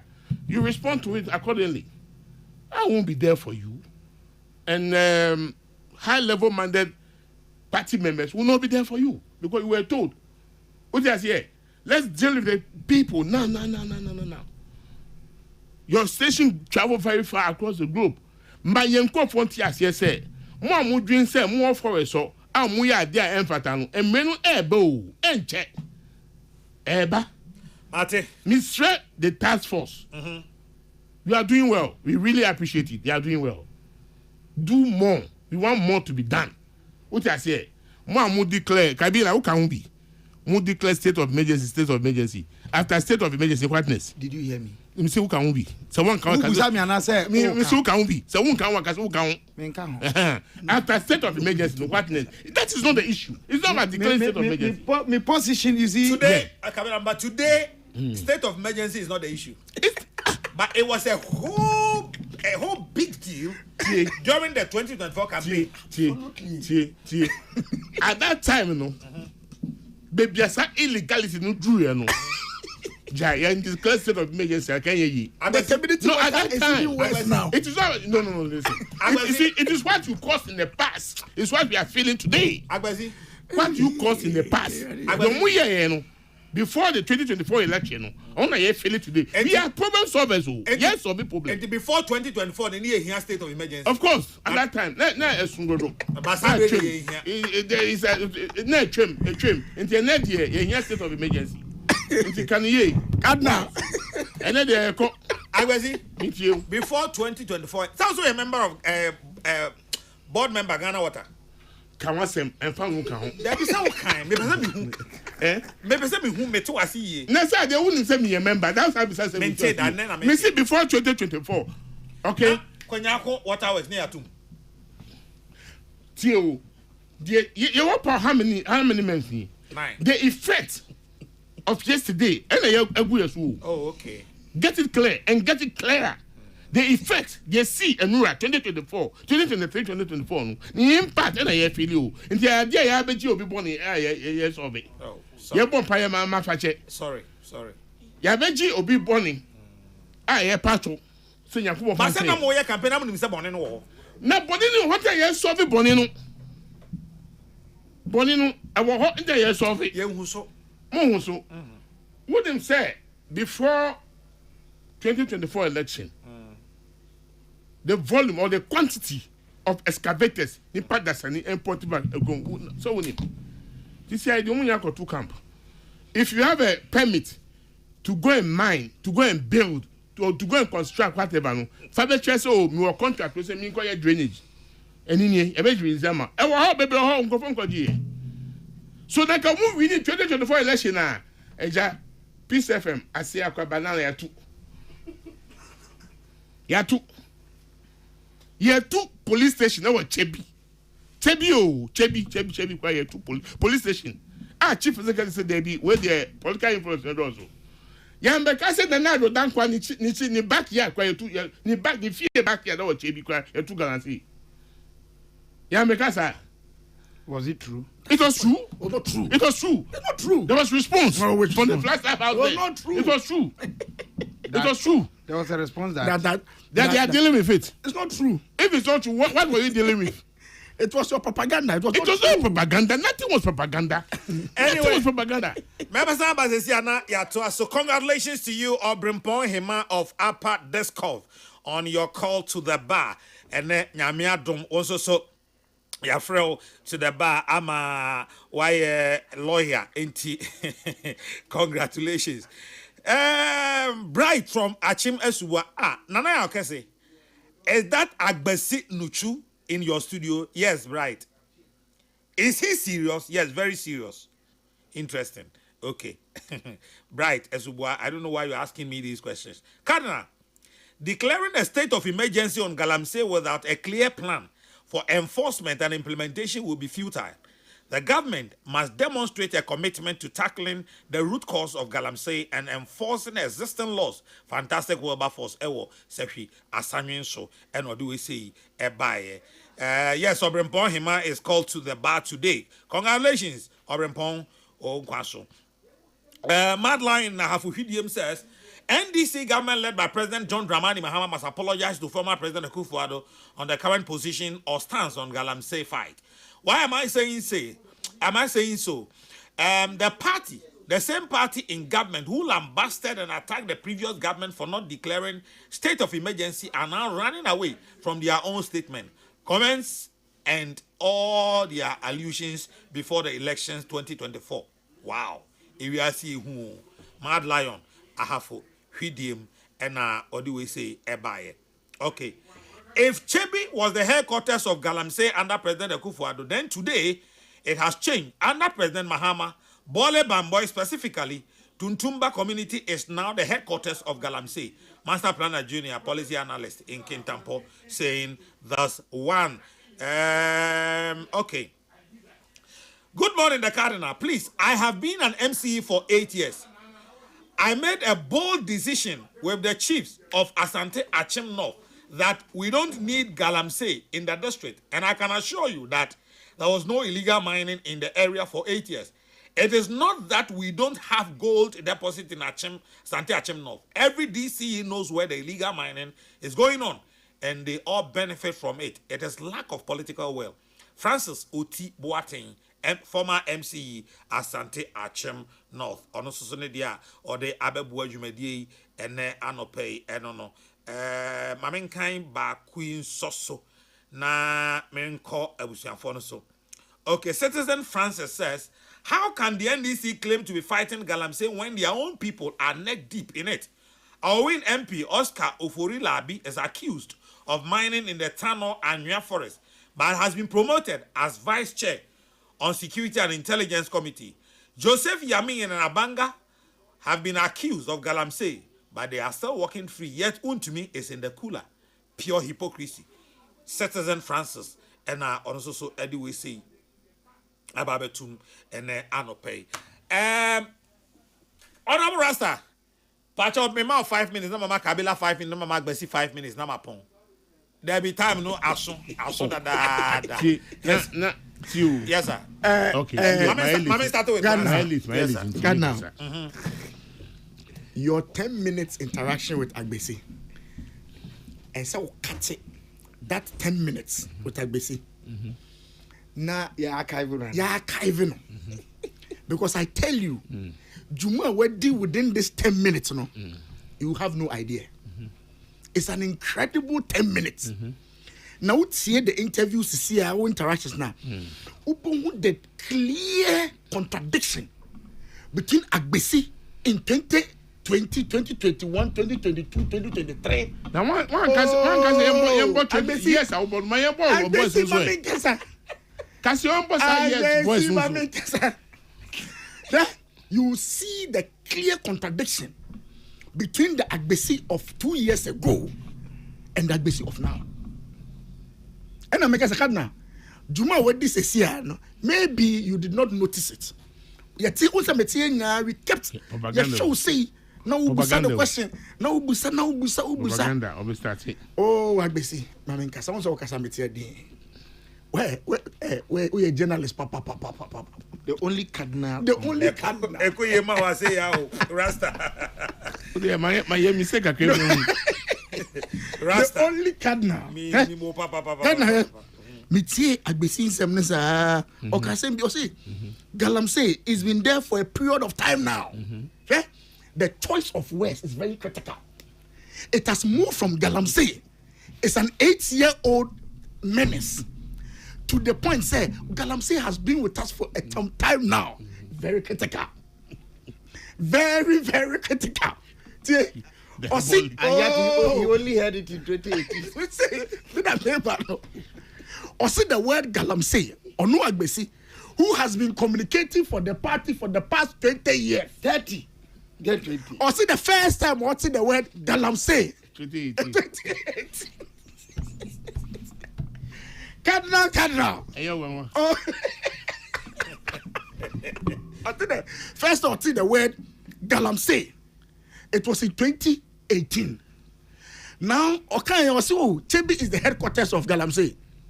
Then Kabila drew his attention and said, Bole, yes, also, also, when was guy? Also, and yet, Cardinal, the kind. Cardinal, also, Bole, Galamsey, and yet, Nazan started you. Now, even started, I go for the time, Nana, Bole, Galamsey, no. At the internet, during that time, I wouldn't say Galamsey. His excellent dramatic chrome. Yeah, Galamsey. You never describe that area as the kingpin, as the area. But the chief executive of Mineral Commission said, Chebio, chief executive of Mineral Commission. Akufa appointee. Or say Akufa Kokrokoo, the police station. Cardinal. Yes. We will say Akufa the time no. A year so rampant say small boys and girls in MPP were involved in it. Where's no no. And then in your own government. And not small boys and girls. Constituency chairman. National executives. It's an assumption. Are you saying say the Attorney General referring your national organizer and your first vice or second vice? There's nothing to prove. What is the assumption here? What is the assumption here? What necessitated that? It has moved from Akufo-Addo small boys, small girls to national officers. No, a branch. I'm responding to Nsema Okayo. I'm responding to Nsema Okayo. I'm responding to Nsema Okayo. Can I answer me behind me? Can say? I was manning in the next 2 minutes. I'm in browser. Behind me, so Galamsey asemi. Say ye no sa MPP NDC asema. I can tell you say next year. You remember better say this uncle away. So now me bomb say the air corner. No, now me hope say Minia will do same and go that tangent. Near shed the way forward. Oh, Devin, okay. Upa ye now start saying na Akufo-Addo Chebi Galamsey what's that? Hey, Ghana water. Say see ene ya o catch say you have to shut down certain plants. Who know can say o? Why a board member of Ghana water? Within this 9 months, what has happened? The turbidity level of the water now it has now gone. It has become worse. Under your own government. And you solve the problem, no? By your continuous blaming of Akufo-Addo, who left power 9 months ago, no? It's untenable. Just 9 months. Finally. Rasta, finally. Make to me a miniafo. Consistency is important. Consistency is very important. We know him. You said your casa about issues of national interest. I'm praying say he remains consistent. May that say. Kabila. Cardinal. Say we are no. Yeah. The other issue say MPP flag bearer race and matters arising no. The American one say April to me e wo mama nyuku mu no. Afutu aya metade ma ebra ye bekọ abatu mu nyina. America krani no eno na mesen aka de o ka fa wunua ho ayeto aba wie untimi hwe nanimu kansere no manka ansa na yato aba asemu a wo ka fa wunua agbesi no twu ho ansa na ye ba beto aba no yeto aba no wie a untimi hia agbesi enhia ne nsam nsere no enka saa asɛm no ano menka ansa na yato aba me wie no na cardinal kabila ade ba ko amadwene ho enye de minu agbesi ye enko a but over time and enye regime we enko a na me ka say obeka there was a time mining in sensama na eba no na enye illegal mining na ye big mining companies issues a wo ne communities ene adenya na no kra no it was solvable one more na edi adwuma behind the scenes and from intelligence for no asem no e pagya wa hanum a no mu atu ho anamo mu atu so sa ene ade ene no em say problem kakra e wo ho na ade ba ko a cardinal metimi aka sisu ni say e kame akoye say e famu agudi a yetu no kwa bone so no how e wo ho no ye hu no say e how enti yempe na yaso ano. The problem has become a problem because we don't see it as a problem. Illegal mining. Abeji entreha. If we say, ye hunu say, how. Enti anamu asesi yetu nukra no. Ye no sope. Na me say, ye. Ya anhwe yi a, de ekika kone say. Apart from yen so some Cardinal wouldn't say aduane a yedi na no meto ayi kontomre ewo ayi edwaso de ono am me no me doam we de me no ama ne bin me ami bo ma pesi na me twiye say ayi wo mu a metimi yes ha awufie na me diwie ndi me yemi je me no me ye na Mrs. Catcher me say, yes, say, Nancy near a free a ye air banner, a free, especially mining communities. Near me, woman, in fact, especially free Konongo. A free Konongo, Babesi, Dadia so. Dear, I'm a friend, tell you, meaning a penny beer or what a CSIR. And I'll catch up with the Quabna. Ye, name my ye din ye deep poison, papa. Me ya for 3 days. Sa nyo makiti we mu no. Ye na dwa bi o ye fie mu backyard. Nkran den sasia ye better know your backyard garden. I will tell you a story. Finish. You'll be amazed. To me talk on Domino kwa hu bi mo. Oh, answer. But I agree with you. I agree. Me obey 5 by now we are going baby was asking one baby 5 by 8 baby me say baby I was so amazed. No, but I'm saying wo baby a utie ya ukonya was asking me menya asking bisa baby I would no at least small portion yeah high nine no way that one have within a period of time would ya the a period of time baby so high that yes a year no na ukuta a year within that period of time until so but in fact asama agbesi kan the good thing is say you bet me aye boxes you bet me aye boxes cry another subject you bet me aye boxes cry yeah this soil begum na edua is good a good 8 by 10 a good suggestion but it will not take away the fact of damage now.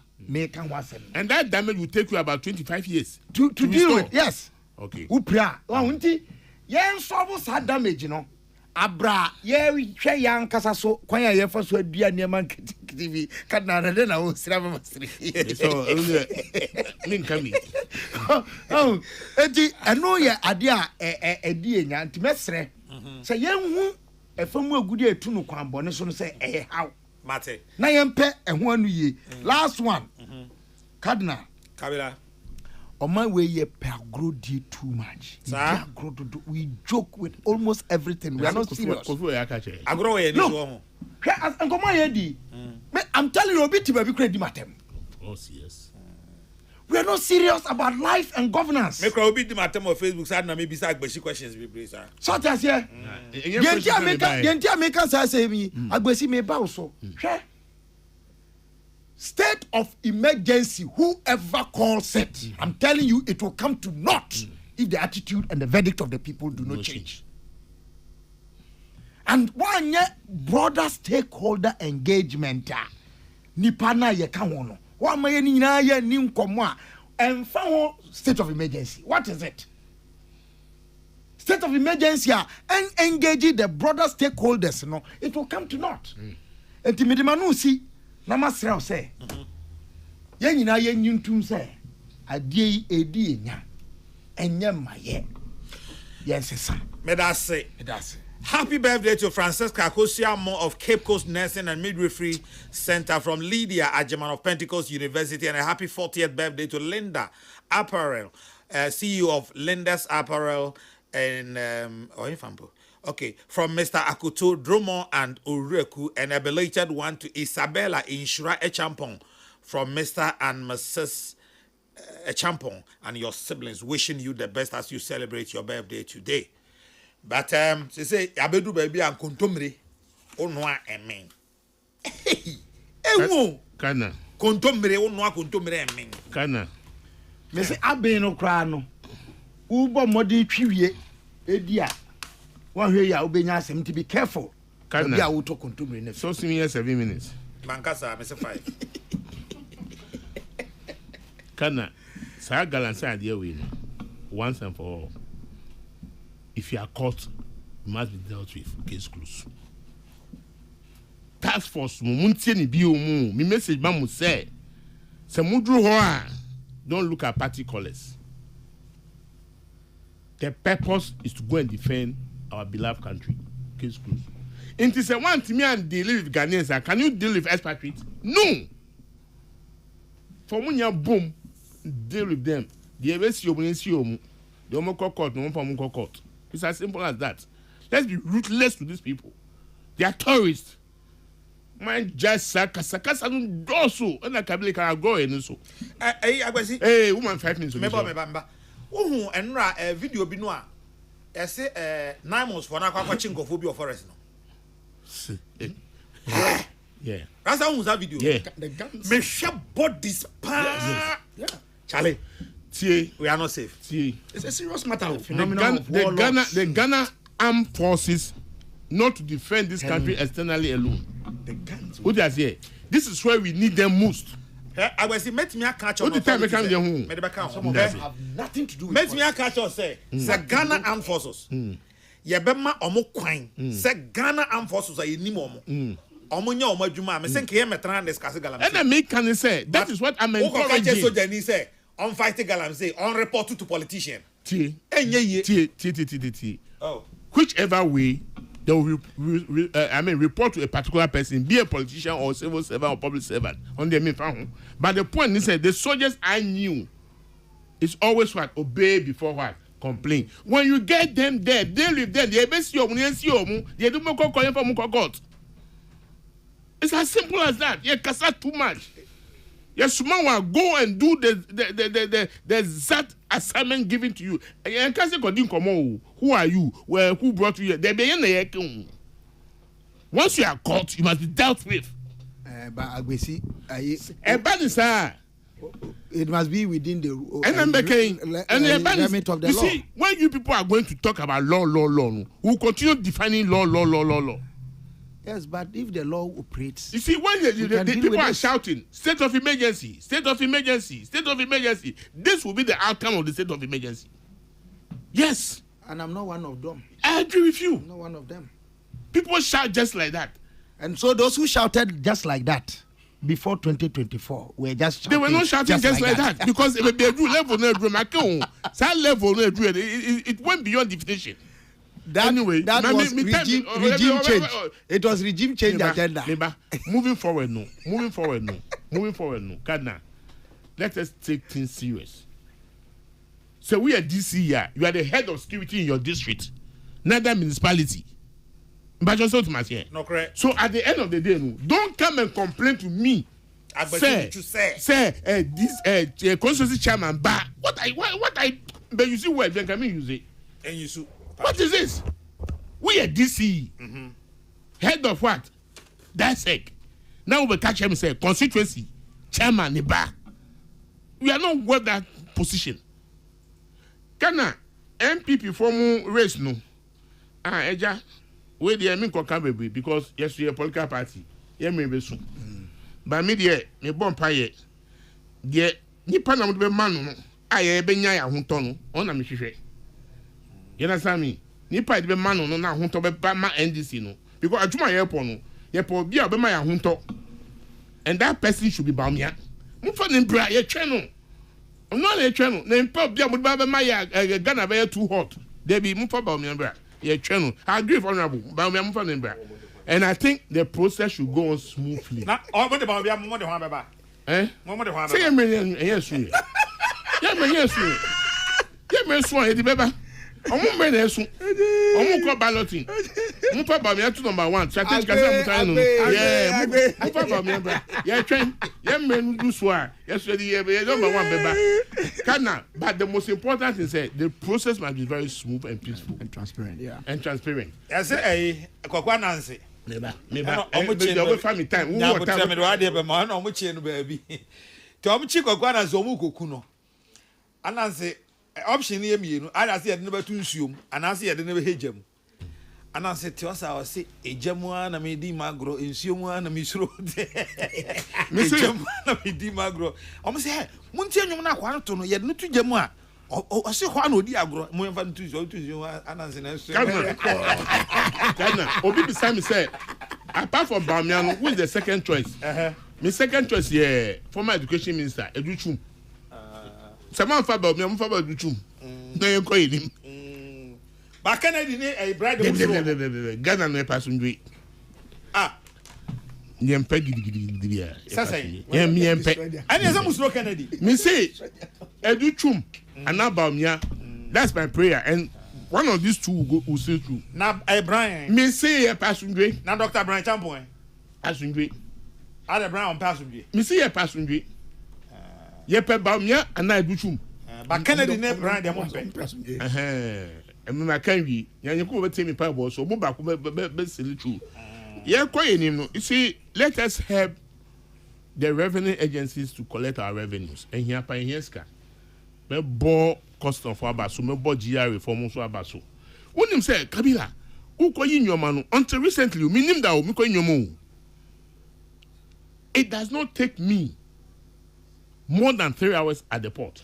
Digital, yeah. Apart from that, there are some few things. When it says Ukra, Adebi Bar, there are other agencies that you have to take clearance from. That's right. Ghana Standards Authority. I didn't do yeah. Omuko Poko clear no. That's the be. We are clearance free her. Yeah. Now, Monsieur Uko Claudio Porter a check to man. No. If you impose something, get in touch with what? Customs, the agencies, and get this thing done. Because 24 hours economy, no, or 24 hours of operating, no, cost will come out. But, we need so much time. What 24 hours, this over time. Cost will come out. Now, your boy, Juma, let us collect revenue. So that we also use that revenue to develop under Ghana. They say me miss a question. What 24 hours don't pay this over miss a question. Even 24 hours be applied within the forest. Your book environment, you are protecting the environment. Be a cost will come. But key to 24-hour economy no na 133. 24-hour economy na 133. Kabila. Cardinal Kabila. Adezino. Cardinal we are too much. When you say economy no, cost will come. You know this already. The more reason you should implement 133. Now 1, 2, 3. When we time ban. I thought you ask him said that peace FM omu close. Debi o omu close no. No cut that meat now. No I slot in enyum. Now ada. Debi o. The station is working. Oh yes, but behind the scene. Order. No, it's not order, but there won't be that. Or to be gospel, so let me monitor. To be gospel, if you let the pastor, but never bought pie. What I say, I don't know. I don't know who says a wood that will born woman, which is that camera. But the rare 24-hour economy, no, implementing it, no. The one take time. Oh, but it's not my. It is already in process. Okay. Take it the time. In fact, Ghana publishing for almost started. There's no document to even the policy. 133. Who told you this? A document that has been launched. Something that has been launched. No more MP before paying with them. Agbazi, let's move on. 133 yanko. 123 no. Ya guso. Ye juma. And the company ben no Ghana has this year omoko sa 3 shift na moka no. In Singapore. Omoko 3 shift. Yes. Ye juma. Now we have 24 hours. We did one shift na yeko. 3 shift. Yes. Customs. Ye juma. 3 shift. Yes. With 3 more offenses. Me say, won't you find power back when you have 24 hours transaction? So definitely there's a sheet. Congratulations. I think I want to add my voice to Honorable Sam George, any Rosin Dafiamepo. I think we should take a critical look at this age of 25 in terms of recruiting to the security services. What I say? We need more Ghanaians within that bracket of age from 25 to 30 to serve our country within that particular jurisdiction. I add my voice to it. I'm adding my voice to it. Now me crown me bakuri manchiano ye manchiano party on the station don't close it down chiano nidin the friend sample now you na akọ phones so asan wo hu nidin no o say unu ya na akọ phones so asan wo hu nidin no now we dey say me share phones paper there be phones there me emu dey na me share so agbazi emu dey na me that so you share no sewo Billy Clue or a branch chairman and very dynamic very dedicated activists of our party or voter region. Voter region, say what Billy Clue. Friends, the whole West constituency. Oye Juma pa. Oni friends, MP Obo Juma, Honorable Bejra. Oh yes. Bejra. Yes. Oh Bejra the meeting so I'm sorry. Oye Juma pa. Okay. Yeah. On what can send you on? It's yes. It is yes always and it's no as always. Okay. This is a meeting canon. On now, if TSA because they want to increase tariff in your man. I'm a chairman, I'm a committee chairman. Yes. Or say, on one board there, is the backward there, 0. Because we are not seeing the real impact. But to see an honorable John Jinapo and the management of ECG, to see the power no stabilizing. And I mean, can say about pack and bar. Son ebesi. Aba papa. See, when him say, what's the name of that West African gas pipeline for? If I'm short saying, Waku. They're supposed to carry out a project in 2024, but because of election, 10 people for a year, there was a shutdown. Okay. I see you do somebody. I get the details. Details. Anyway, happy birthday to you, Evangelist Isaac Yabua of True Faith Church International. Wishing you the best, and to Nana Kwesi Asa Mensa from Mame Adwa of Plus FM and Asabia Nana Sewa Yaw Amufa and Nana Kwame. Nipa saying I wish it Nipa back on birthday 1, 2, 3, 4, 5, 6, 7. And I'm always Nana Kwesi happy birthday. Okay. And Mashai Williams of City Star Media at Koforidia. Happy birthday to you from Franklin Leonards to you, Mashai Williams. Happy birthday. I was for her. And I'm paying Eric Ajay. Oh, sure. Eric Ajay. Esquire. My former brother. And Eric, and Akable. Momo Trinkwa, and Sewa Amihi. And I say, why me here? Yo, me ma Edna Abri.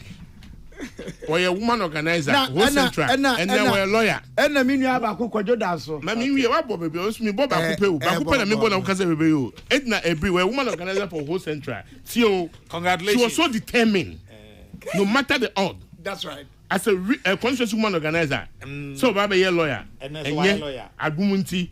Congratulations to her, Edna. Congratulations to her. And then Kayenuya Yaw committee asia. Yaw would have been called to the bar. Akwetia Jay-Z. Only angels Muhammad alone. Okay. Lawyer my Reverend Father Lawyer Michael Kokrokoo Ofori. Father, congratulations on your call to the bar. Mary Usu and Kantabisa said Memo Trinkwa.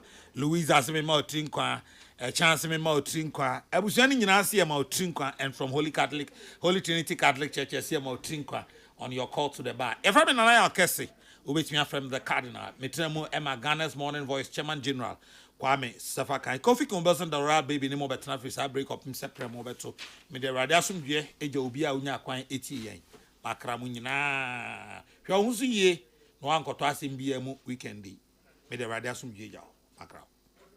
Darling, yes. now then one for pillars or motor more.